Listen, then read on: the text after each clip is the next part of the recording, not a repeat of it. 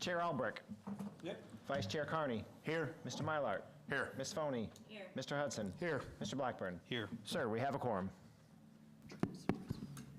Okay, next item is the approval of minutes of our last meeting. This is January 13th. So moved. Motion? Second. Go ahead. You want to do it? Phony made a All those motion. in favor? Aye. Aye. Okay. We don't have any items requiring council action, so we'll charge right off on item 3.1. Andrew? All right, so this is just our monthly update for the construction project in the park. As I've included in the agenda, this is our typical expense reporting, and you can see we're right on track. We're not over budget and by any substantial amount in any single category, and overall we are tracking well. So, any questions on this? Any questions? Again, just as a recap, some of these items, FGM is inclusive of other things like IDPH permits and those types of things. So while it might appear to be over budget, in reality, a lot of the professional services we just charged off to that top category there, and we did not include them below, such as the pre-construction. You can see there's no accounting for the pre-construction because that is in the above. So we just felt like we wanted to keep all the professional services together. So.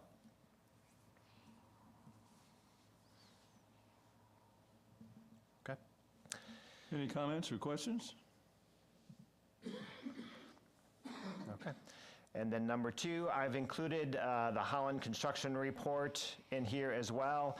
And this is just some pictures of what we've been doing and some more detailed directly from Holland as far as what the contractors are doing, where they're at in the project. And you can see on the left, we've listed the contractors and work in progress and work completed to be completed this week. So this week they're working on the flooring in the office building. They've got the main office done. They've got the cabinetry in. They got the countertops in. They are installing the floor, and then they'll put the base, cove base around all of the rooms, and they'll also put some of the glass and some of the doors. And then next week, on Friday, we're going to do the walkthrough and the punch list. So that means that we'll walk through the building and we'll find any deficiencies that need to be corrected. We'll walk through with the architect and the construction manager during the punch list meeting, tie up any loose ends with the administration building, the rental room, and then the admissions for the pool, and also the pool managers and the restrooms and those types of things. So that building A will be completed at the end of next week, minus the punch list items. Office installation furniture is going to start. They'll do a walkthrough on Monday, and then they have Wednesday and Thursday of next week, they'll be installing the office furniture. And then the week after that, the week of the 24th, is when we'll move in, get situated that week, last week of February, and then they'll work on cutting the power and utilities to the Caven Center.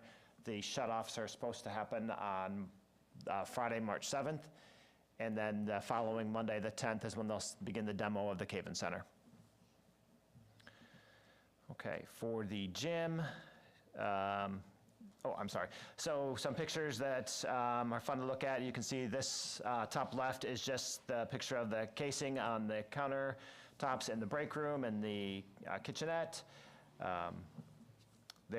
They've already got the sidewalks installed, so where it says sidewalk prep, those sidewalks are now completed, so you can walk up to the building without any kind of getting off track or dragging mud into the building. And you can see that green right here is the transformer. They put for the electric, and then over here this is the pool surge pit. So this is the lap lane right here on the right, and you can see they're moving along nicely on the pool. So we did get a couple of bonus days here, so it's nice that we're getting some good work done in February, which is typically a time they probably didn't expect to get a lot of work done, so they're making up ground on the pool, and you know, another 3 to 4 weeks, we'll be able to give you a better timeline on if we're going to be completed on time, if we're going to eke into June. But these bonus days are certainly helping. Bathrooms right here. You can see just some more pictures of the interior. It's kind of fun to look at. So these are steps right here to the leisure pool. I know that's kind of hard to envision, but you know, like I said, restroom facilities there. This green on the lower right-hand side will be covered with an aluminum siding. It looks like a wood, but it's actually aluminum. So very nice look, but because it's aluminum, it's super durable, which is going to be nice. And then popping over to the gym. Again, the gym has got painting in the gymnasium the last couple weeks. They're putting on the windows in this week. They've got some of the windows in. They'll be putting on windows and exterior doors in there. They're also have got the drywall done. They've actually got a coat of paint on now. And so they are, again, working nicely on that building as well. You can see the gym is painted here, and you can see those big windows that are going in that look really nice. So yeah, so gym is going well. We've got some temporary heat in there just to get the building dried out. The floor in the gymnasium, the concrete floor has to be dried to a certain percentage or they can't put the final floor down. So we're waiting for that to dry out.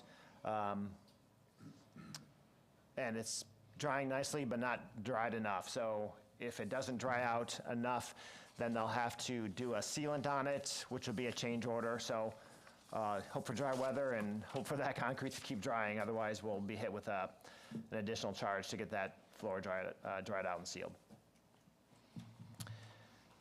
Okay, any questions on the gym or the construction in general? Committee?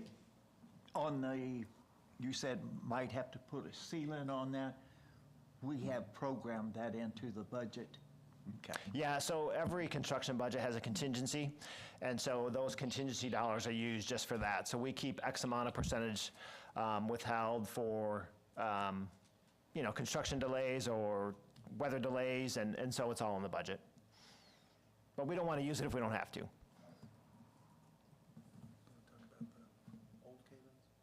Yep. Jessica? Previously, there were some IDPH questions or pauses with the pool. Are there any that are outstanding still?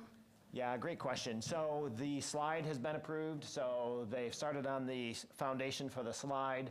So, and then we've got the install date for the slide and the slide manufacturer in March. So it takes about 3 weeks to install. So the slide will be done. The current problem right now is with the Ninja Cross. And I don't want to get too technical or too in the weeds, but the Ninja Cross, which is this big metal structure, needs to be grounded and bonded. And so what was happening with the Ninja Cross and why it wasn't approved the first time is because while the structure was grounded and bonded, the apparatuses that you actually swing on were not. And so IDPH declined us for that. So the manufacturer had to go back, re-engineer it, take all of the metal out of it, all of the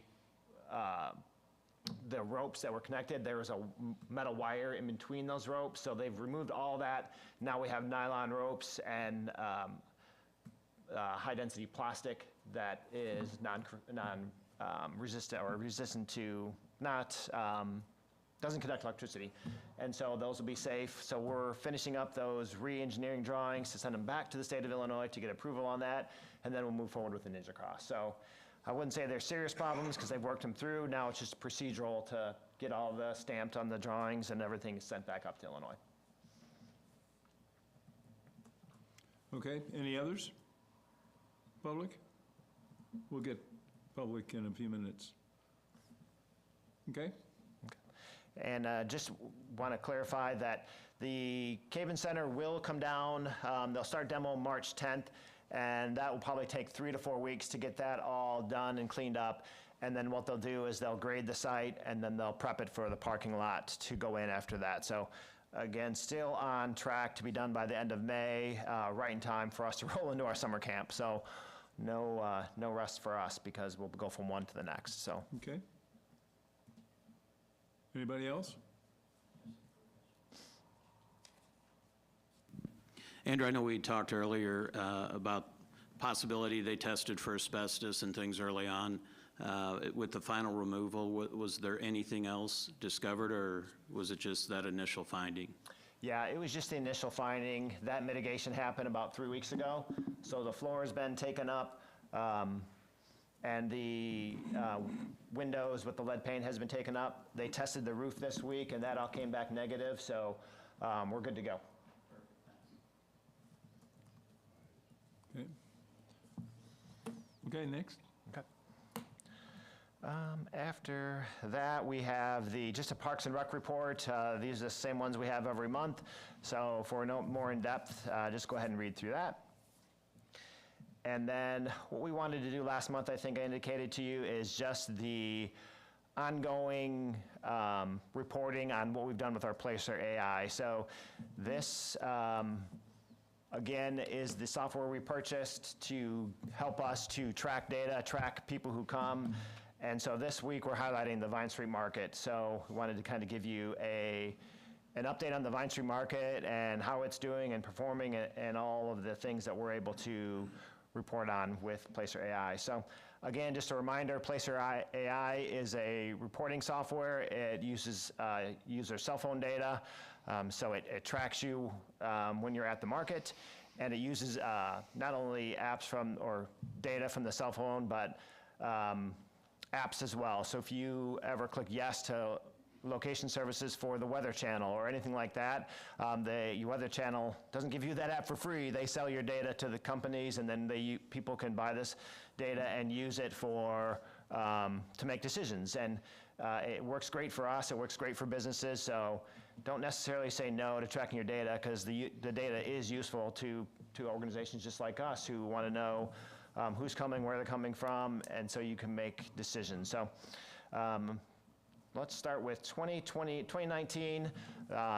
This data goes back to all the way back to 2017. So the market started in 2019. So you can see in 2019 we had 16,500 visitors, or I'm sorry, 10,300 visitors come to the Vine Street Market. Many of those were repeat. So when you talk about people who come back, we had 16,500 people who came to the market during the 2019 season. 2020 was a COVID year. 2021, we're coming out of COVID year, so we put that on there just so you could see how bad COVID hit us. But in reality, I think you want to look at the last 3 years, and that's when you're going to see really great growth. So 12,000 visitors in 2022, 16,600 visitors in 2023, and then this last year we had 17,500 unique visitors. And then overall, when you consider repeat business, we had 28,800 visitors come to the Vine Street Market. This data is only, we've filtered it out, so it's only Saturday mornings during the market season, so May through October. And this is from 7 a.m. to noon. So we were able to drill down to that specific, and these are the numbers that we have for that time. To and from, again, this is always really interesting. We love looking at this stuff because it really tells a great picture. Hopefully that clears up.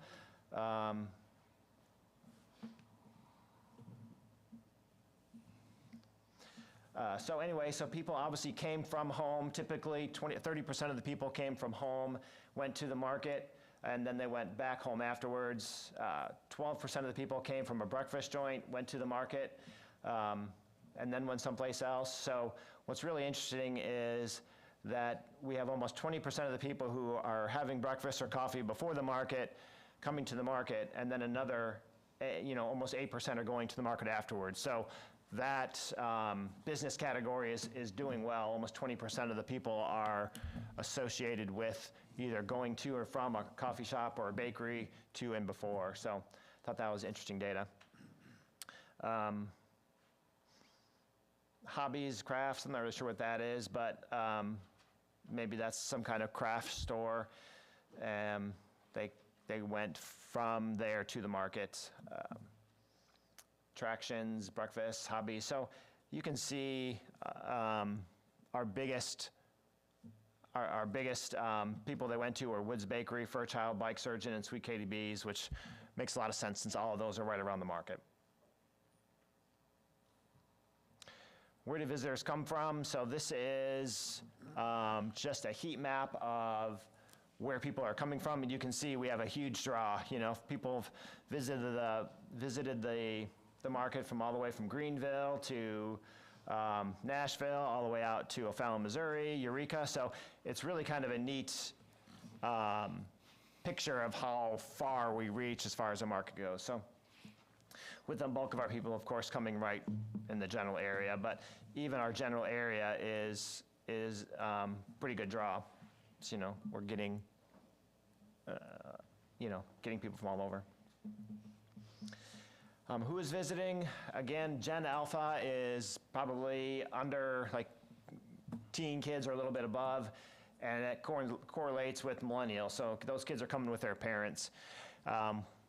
Place Your Eye doesn't track cell phone data for kids, but it does use aggregate data generated from their parents. So it's a little bit of a guess on Gen Alpha, but certainly Gen Z, millennials, and Gen Xers. And of course, the biggest market coming to the market is baby boomers, which again makes sense when you consider that buying local is a little bit more expensive, and baby boomers are typically a little bit more well off and willing to pay the extra money for buying local. But certainly Gen X and millennials are right there as well. So a nice demographic of people coming to our market. Loyal customers, many of our market visitors are incredibly loyal. Nearly 16,000 who came to the market visited to at least 2 markets. So no one came once, they always came back at least a second time.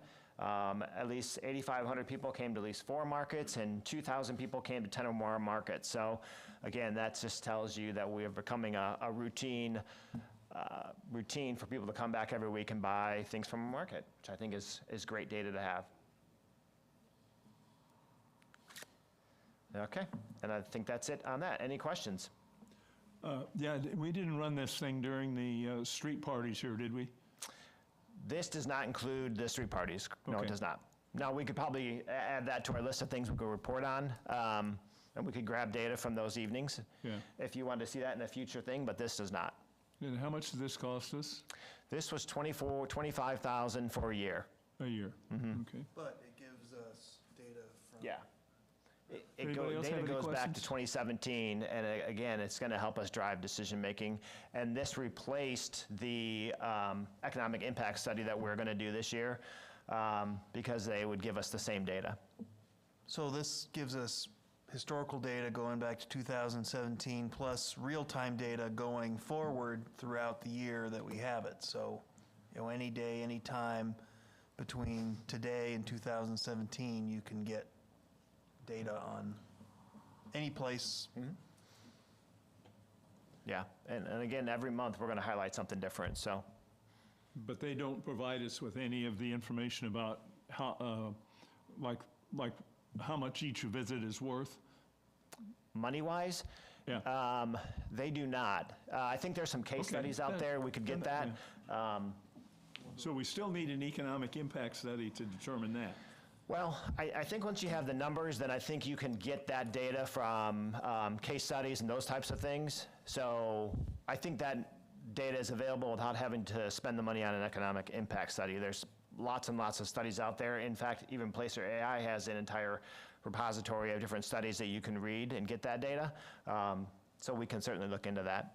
But they have all of that information. I've reported on some of it for sports tourism already. Because the bottom line is what this is worth to the community. Anybody else have any questions on committee? Council? Public? Okay. Okay.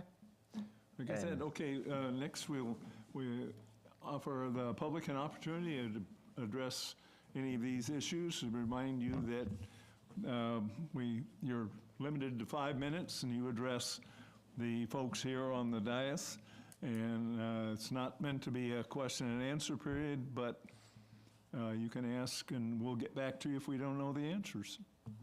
Anybody want to come up and talk? Yeah, I guess we're going to be done early. All right. Anybody have anything else? Yep. Anytime. Well, then we'll need a motion to adjourn. Make a motion? Second. All those in favor? Aye.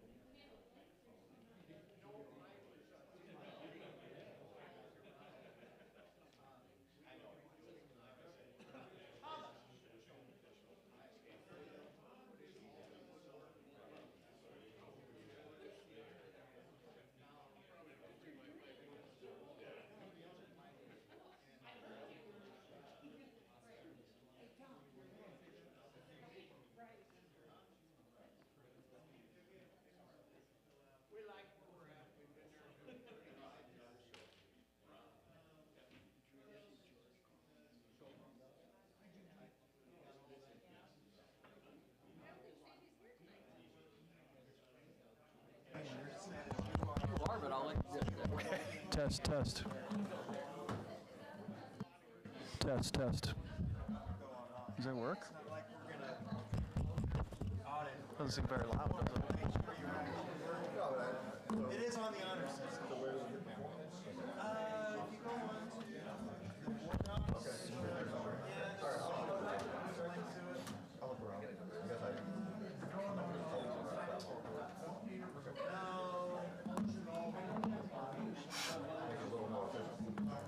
So if you look on here, on the agenda, it talks about if you wish to attend virtually, please register in advance, and then this is that way we just have documentation that you're actually working. Well, like I said, we'll fix it tomorrow. Okay. All right, you gotta share your screen to get it up there. Yes.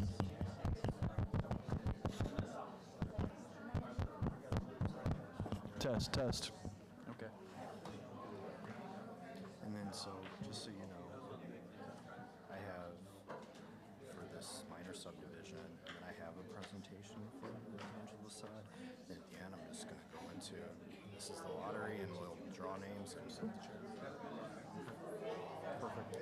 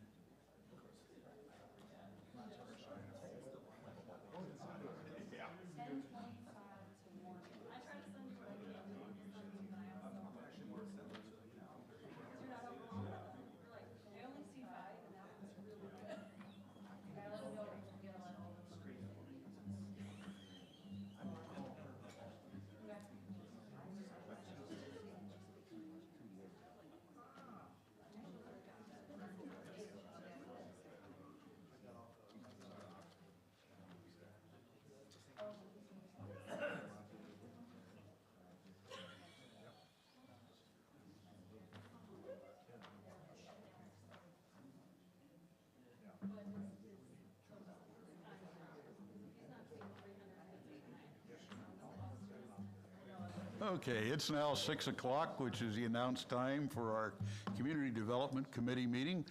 Call the meeting to order. Could we have a roll call, please? Albrecht. Here. Parchman. Here. Campbell. Here. Vorse. Here. Small here. And Roach.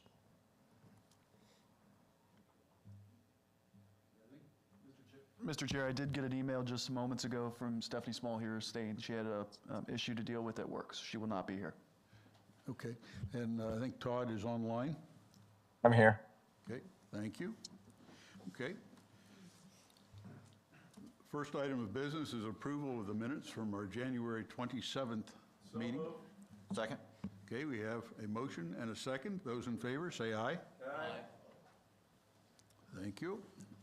Motion carries. First item requiring council action is an ordinance amending Ordinance 623 zoning for the development known as enclaves at Lawn Avenue, located at 104 Lawn Avenue, for the second reading with no changes. Are there any comments or questions? Committee? Council?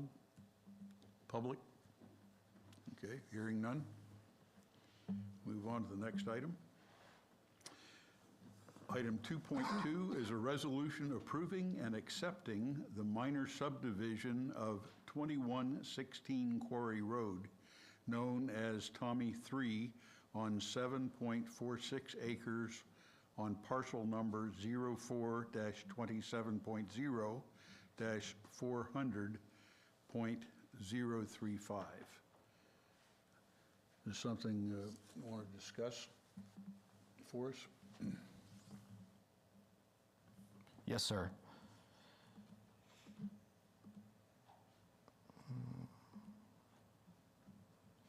Trying to get my presentation up. Slide over. Go back one, two.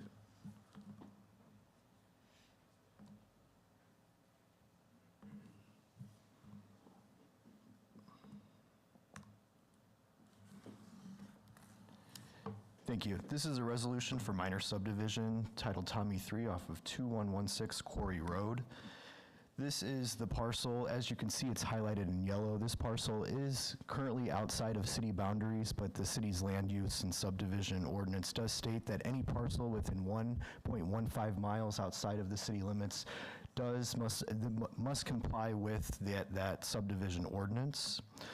So taking a look and providing more information on the Tommy 3 minor subdivision, section 154.1.077 does state that minor subdivision exemptions do apply. So this process can move forward just like a preliminary and a final plat would. The proposed minor subdivision for 2116 Quarry Road, known as Tommy 3, is dividing 7.46 acres into 2 lots. The parcels do not currently have or need public utilities. Any future utilities on this property will require pre-annexation agreement and annexation into the city due to contiguity with city boundaries. So just to summarize, this parcel is currently outside of city boundaries, but it does lie within 1.5 miles, and it is currently contiguous to city boundaries. It does not currently require utilities, but if it does in the future, we would require pre-annexation agreement and an annexation into the city.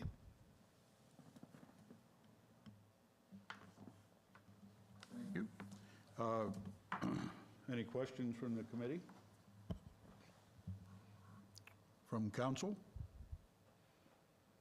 Do we know if they have any plans for future development on either of those divided parcels? Yes, it does sound, in speaking to the petitioner, it does sound as if Lot 2 will be sold to a resident, and they are looking to build a future residential property on that. And they are aware that if they do plan to put utilities on there, they would be required for the pre-annexation and annexation into the city. Okay. And the petitioner is available in here tonight, Ms. Sue Damon, if we have specific questions. No, just in case there's questions. Basically, we're just selling half of the property to a family that's building one home on that property.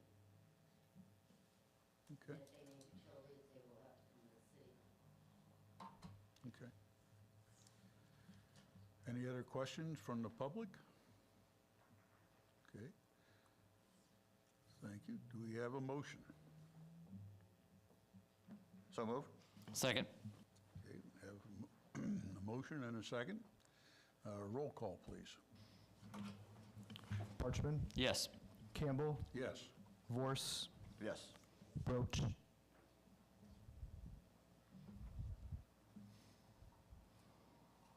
Albrecht? Yes. Carries.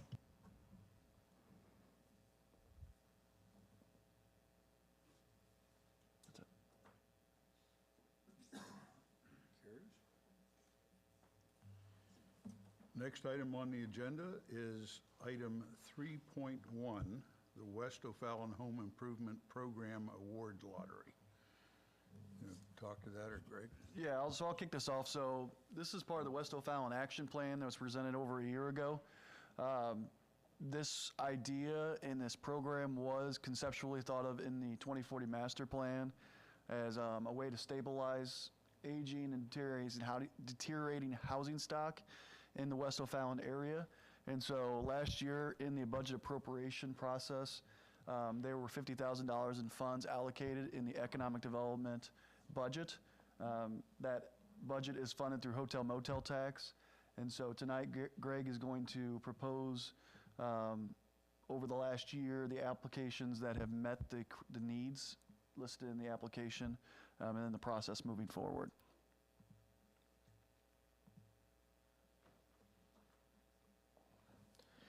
Thank you. This is the presentation for the 2025 program lottery for the residential facade program.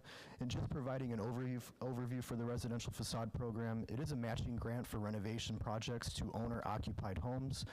The proposed grant would cover 90% of project costs in the improvements up to $9,000.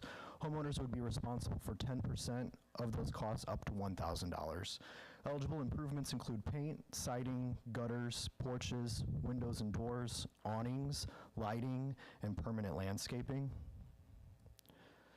The residential facade program covers eligibility for the West O'Fallon area that is identified in the neighborhood matrix with low condition scores. Applicants must own and occupy their homes. They must own and occupy the home for 3 years after the grant. And how the grant will work is a mortgage lien will be levied against the property and released after 3 years. The criteria for the program: the applicant's project improvements must be visible from the street or sidewalk, the work must be permanent, and the work must overall improve the quality and impact of the neighborhood. All submittals must meet those eligible requirements and those improvements, and the applications were scored by the Community Development Department staff. And taking a look at the 8 eligible applications that were received, first is 103 Sherrillwood. The project is to demo the existing driveway and sidewalk and replace it. Staff rated this as a high visibility and high impact score. 110 Homestead. The project is for new living room windows to replace older ones, a new front door, and new siding facing the front of the residential property. Staff rated the project application as high visibility and medium or some impact. 111 Belt Avenue. This is to replace siding that is broken and aged. Staff rated this as high visibility and some/medium impact. 113 Atlantic Avenue. The project is for new doors and windows, new handrails, and new lighting fixtures. Staff rated the project application as high visibility and some/medium impact. Next is 118 Booster Road with new siding and new gutters. Once again, high visibility and some impact. 121 Alice Drive. The project application is to remove dead existing trees and install a new garage door. It is rated as high visibility and high impact. 119 Famous. The project application is to make repairs to the driveways, siding, soffit, landscaping, and porch columns, also rated as high visibility and high impact. 107 Delmar for new porch over the front facade, gutters, soffit, supports, and a new concrete pad, also rated as high visibility and high impact. For the lottery at this time, there are 8 eligible applications for the program. However, only 5 awards are available. Therefore, a lottery will be held to make awards for this year's program, which we will conduct at this time. We put 8 of the eligible applications into a drawing, and at this time, we'll allow the chair to pick those to award those application awards. Are there questions from the committee before we proceed? From council?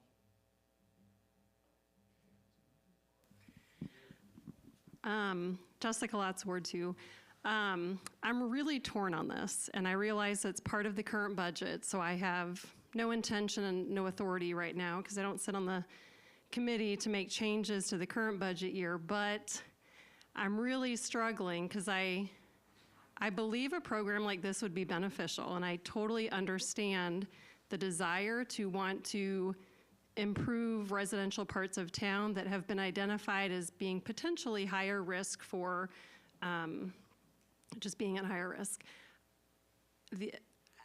When I think about my role in government, the question I ask myself is what we're deciding on the role and responsibility of the government. And I'm having a real hard time coming up with an answer that says we should use taxpayer money, even though it's funded by visitors through the hotel motel tax. So this would not be O'Fallon residents necessarily. I'm having an issue convincing myself that we should use taxpayer money in any form for residential improvements.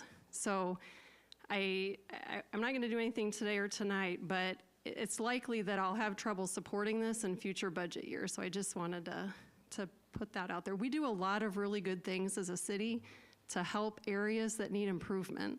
We don't build houses, we don't build affordable houses, but the things we've done in the city, like the construction on the presidential streets, that was a huge investment that made a huge difference, and it's helped keeping that neighborhood up to date, current, livable. The housing values are improving. I see the $20 million we're spending in the sports park as something that's helping to keep the houses in the older parts of town affordable.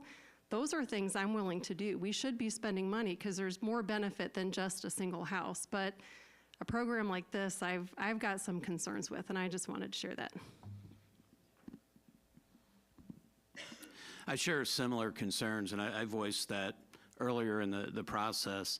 I think there's a component here, but as I've suggested, maybe it should go through code enforcement. If we have repeat offenders, as we investigate those infractions, maybe there is a financial component or something else that is prohibiting them from making the needed corrections to be in compliance with our code enforcement.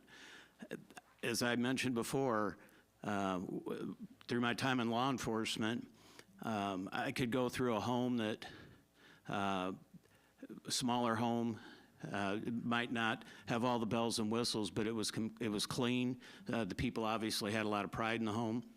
And then you could go into a $500,000 home, and it was trashed. So I struggle with it. Again, I get it. It's not coming from our sales tax, property taxes, but as Jessica pointed out, there's still a tax component. I just have a hard time when some people may be comfortable instead of putting windows in and doing things like that, they might be more comfortable having nicer amenities inside their homes. So I see value in a program like this, but I just don't know that I agree with how we're getting there. And I just know you don't have a right to ask how people spend their money. I get that. But if we were using code enforcement as a measure to say, why do we keep going back to this house? Maybe there's a reason, and that's when we could trigger something to help them become compliant. So I'm same way. It's in the budget. I understand it. But going forward, I hope there's some additional thought put to it moving forward. Okay, I'm on the other side of the fence. I fully support this. I think that with it coming from the hotel motel, I think it's nice to invest in some of these homeowners. I kind of took a deep dive on these addresses, and quite a few of them had exemptions for senior and senior freeze. They've lived in these homes where it didn't even have the sale information available. So these are long-term residents that invested a lot in our community through their own personal property taxes year after year. And I just take this as, they may just need a helping hand. When I see things like windows and doors, it's safety and efficiency that's gonna help them even more with their electric bill and things like that. So I think when we have the budget that we do and do all the other bells and whistles we do as a city, this is a small fraction that we can do for some of our longtime residents on the west end of town. And I do know we've done a lot for, say, the presidential streets, Roy and I's ward, we just got 4th Street. But to me, those are needs, not wants. And for these people, these are needs. They want pride in their home and just want a little help. So I fully support it. I support it coming from the hotel motel tax. And I think it's a great program for us.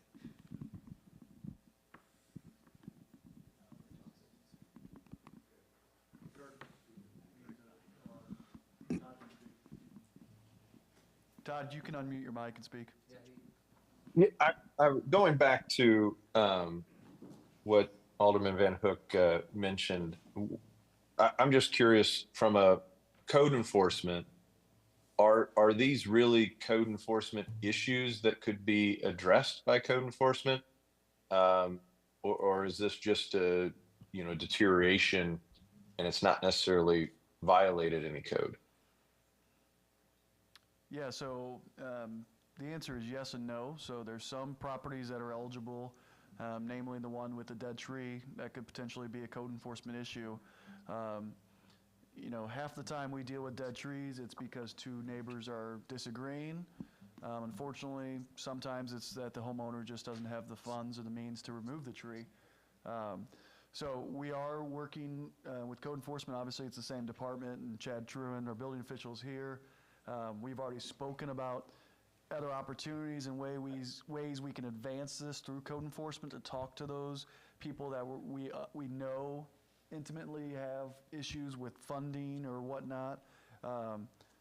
Unavoidably, there are some homeowners in town, and like some said, there could be $1 million homes that are wrecked on the inside. There could be rentals that are beautiful and clean and well maintained. And so the difficulty is, for a program like this, we don't have a entitlement department. We have no way of doing a funds or means testing like if we were the county level.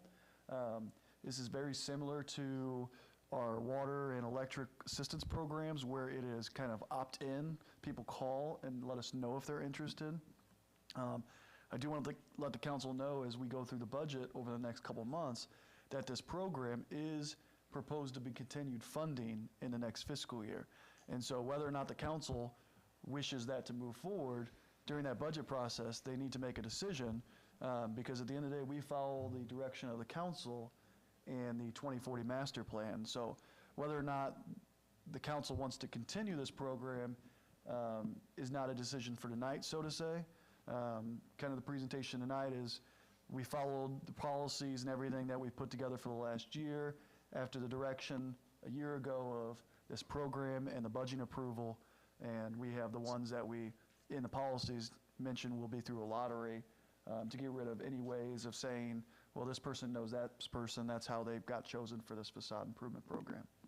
And remember, the facade improvement program was similar in part to the commercial facade improvement program, where in older homes and older neighborhoods, you want to stabilize those neighborhoods and improve the appearance so that some of these neighborhoods may prevent the decline. And if you have, just like when we redo the streets and the curbs and gutters, the curb appeal makes a difference, and we felt that that if you helped some of these older homes with their outside appearance, that could also encourage other people to improve their homes and would stabilize neighborhoods and help with home values in those neighborhoods. So just giving a little helping hand.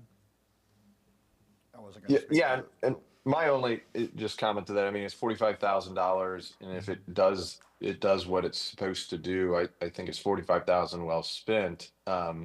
Now, is there other means that we can get to at a more effective, whether that's code enforcement? I'm not, if we start, wanting to do code enforcement on every single issue that we're talking about trying to improve, I think we'd have to hire a lot more code enforcement officers.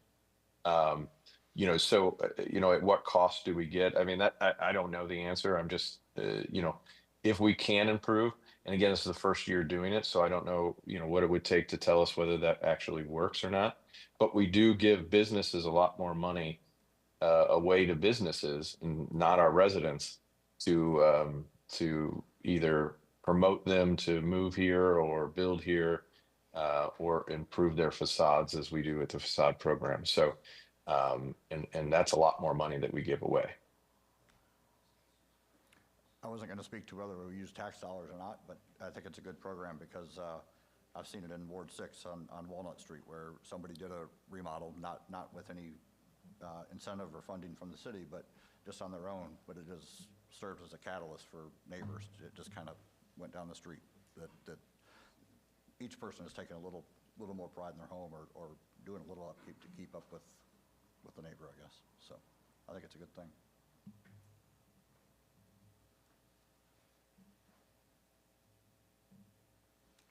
Other comments? Yes, Rose. Yeah, I mean, I stated my objections when we first started talking about it, and I came primarily from we have been telling people about stormwater issues, and we don't put money on private property for things that are safety and security related that affect a whole row of houses. And so I'm not going to travel down that road. We're at where we're at.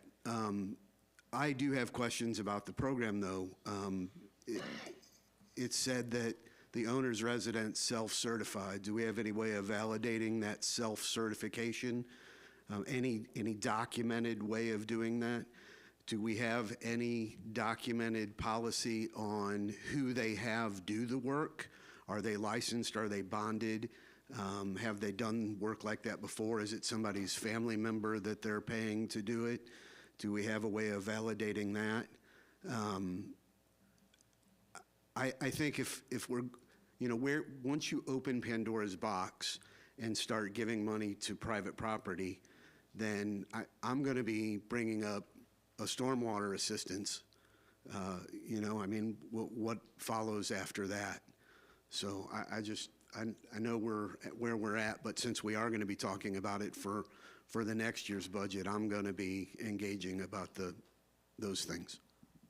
There is stormwater assistance program being discussed, correct? Correct. Okay. You know, it was in the Public Works Committee, and Yeah. there's the programs being put into the proposed budget that you'll see next month, so. Information on my residents already, so. Yeah, so that's already being prepared, and that'll be in the budget. What is the percentage of the tax we're getting in there actually going to this fund? Do we know? I don't understand what the question is. This housing, the residential facade program? Right. The total funding allocation is $50,000. Oh, Nothing? very It's like, little. I don't know, $9 million Very little. I we mean, yeah, collect? almost $3 million is in that fund annually on revenue, so $50,000 of it. To answer Alderman Rosenberg's questions, yes, we do self-certification, but we do have services that help us confirm ownership details, of course. We do require bids. We require staff to approve those bids, bonded, insured. The program would be that the installer or maintenance or whatever it is, handyman does it, they're approved, they're bonded, and we actually issue the payment to them, less the amount that the family has to, the homeowner has to pay. Thank you all for a good discussion. Do you want to do the lottery now? Sounds like it. Well, if I might, the other, and just to amplify what I'm hearing here, is that there's at least the look of inurement, private inurement. And I'd want to make sure we bounce that by our city attorney before we proceed, if we haven't already.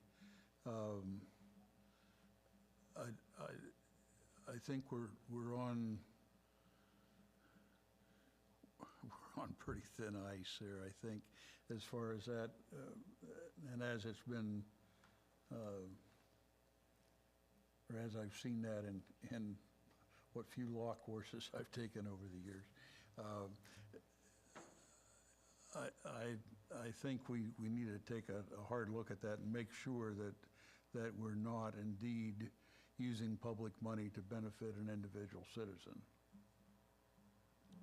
Well, this program's over a year after conception. All of those conversations have been had. Okay. Everything's on the legal up and up. Okay. We've not only had our city attorney, corporate counsel, Todd Fleming look at it, but Terry Bruckert also as an incentive specialist. We've had this checked out on tax implications. We don't propose anything or bring anything to the council to this point that we haven't, checked for the legal side prior. Okay, thank you.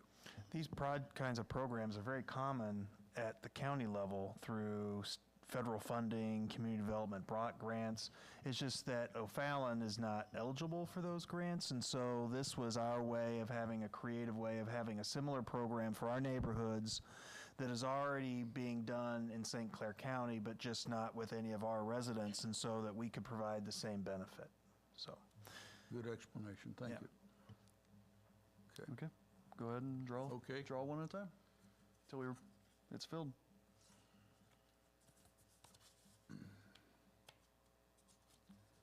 So the first drawn is 107 Delmar. And just so everyone's aware, we did invite all the applicants of this program to come and attend this tonight, just so that they saw that it is lottery. The second is 111 Belt Avenue. Are we doing 5? The next is 119 Famous.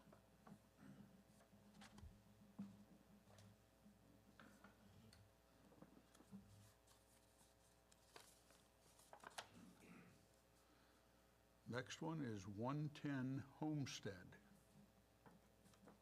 And we have one last one here. 118 Booster Road. Okay, thank you. That leaves, just so everybody knows that they were in here, 121 Alice Drive, 113 Atlantic Avenue, and the last one is 103 Sherwood. Okay, thank you. Okay, well, congratulations to those homeowners, and we'll look forward to moving forward on those.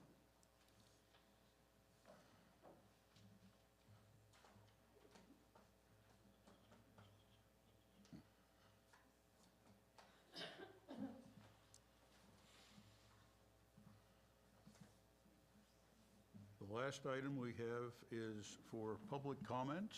Are there public comments?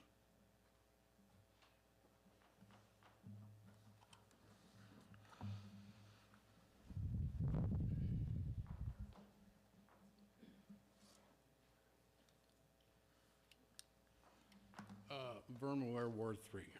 I don't have a comment about what's going on here. I have a question in regards to the Planning Commission that's meeting tomorrow night. It says on there it's at 6 o'clock, and I'm just trying to find out where it's at. Is it here in the City Hall, is my question. And also, I've noticed that there's agendas posted for everything else, but there's no agenda posted for the Planning Commission. So I was wondering maybe somebody can answer a question for me on that, like where's the meeting held? Is it 6 o'clock tomorrow night here? Thank you. There is no Planning Commission meeting scheduled for tomorrow. None tomorrow? No, sir. The website does say, it does say February 11th, Tuesday. It was posted on it today when I looked. Okay, well, there should be one posted there, but we haven't posted one. It's not on board docs, it's just on the city website. Okay. So there's no meeting tomorrow? There is no Planning Commission tomorrow. Okay. Any further public comments? Mr. Chair, I do want to make one comment, a reminder that we are hosting some open houses this week and the next. So this Thursday, the 13th, at Firehouse 4 on Taylor Road, starting at 6 o'clock for the Park Place proposed development. City staff and the development team will be on hand to answer questions and answer concerns, questions, comments. We'll have a lot of boards and things to look at, and impacts and questions. Thursday is scheduled for the neighborhoods to the north and south, so Parks of Arbor Green and Park Bridge Station, as well as those properties circling 250 feet of the proposed development. It is a public meeting, so, you know, if people want to come, they can certainly come, but we did schedule another one for everybody in O'Fallon or anybody that wants to attend on the 19th. We did feel like the 13th would be dedicated for those neighbors directly to the project to get a little bit more personal attention for their living so close to it. Okay, thank you. And just to clarify, it is an open house, so you don't have to be there right at 6 if you don't want to. There will be no formal presentation, so you can arrive anytime after that and just go in and look at the boards and ask questions, so. Okay, thank you. Okay. Being no further business, is there a motion to adjourn? So moved. Second. Motion seconded. Those in favor, say aye. Aye. Aye. Okay. Thank you. All done?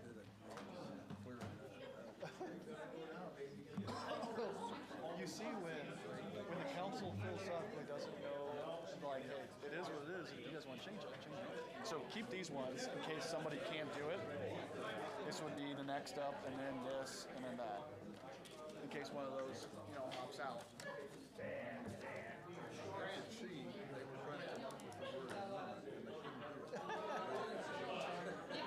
Yeah, that's what I was like, I want to tell you, like, we're good on the legal side. We do that long before we ever.